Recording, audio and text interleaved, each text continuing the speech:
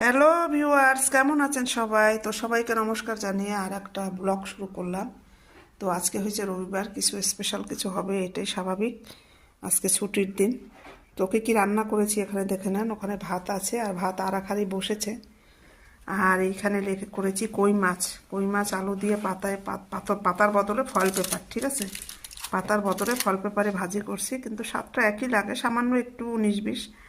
এখানে করলা ভাজি করে নিয়েছি, এখানে লাল শাক ভাজি করেছি, আর এখানে ডিম ভুনা করেছি। তোর এই তো খাওয়া দাওয়া হবে, আর এর সাথে আবার ফল টলও খাওয়া হবে।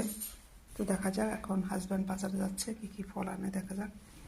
আর সব থেকে বড়ো কথা হচ্ছে আজকে আমি উপোস একাদশী করতেছি, এই জন্য। তো ভিডিওটা ভালো লাগলে অবশ্যই লাইক কমেন্টস করবেন, আর যারা পেজে নতুন তারা পেজটা ফলো করে দিবেন। আর আমার ইউটিউব চ্যানেল ফ্রান্স থেকে গীতা, সেটা একটু সাবস্ক্রাইব করে